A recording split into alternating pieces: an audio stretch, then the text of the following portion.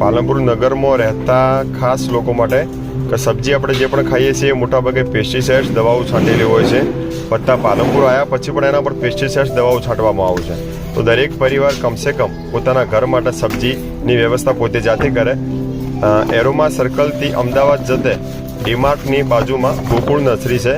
ત્યાં તમને શાકભાજીના પ્લાન્ટ પણ મળી રહેશે અને શાકભાજી લગાવવા માટે વ્યવસ્થા પણ એ પ્રકારની તમને મળી રહેશે. તો ત્યાંથી ખરીદી અને આપણી ઘર આજુબાજુ સિટીમાં રહેનારા લોકો આ પ્રકારના ઘર માટે સબ્જી લગાવે. કમસે કમ ઘર પરિવાર માટે સબ્જી લગાવશો તો વર્ષે 5 પરિવાર હશે પરિવારની અંદર, તો વર્ષે 15 થી 18,000 રૂપિયાની સબ્જી તમારી બચશે, ખર્ચો બચશે અને હેલ્થ બચશે. તો દરેક પરિવાર પોતાના પરિવાર માટે શાકભાજી ઘરે જ વાવે અને એ છોડ અને એની વ્યવસ્થા ગોકુળ નર્સરીમાં તમને મળી જશે.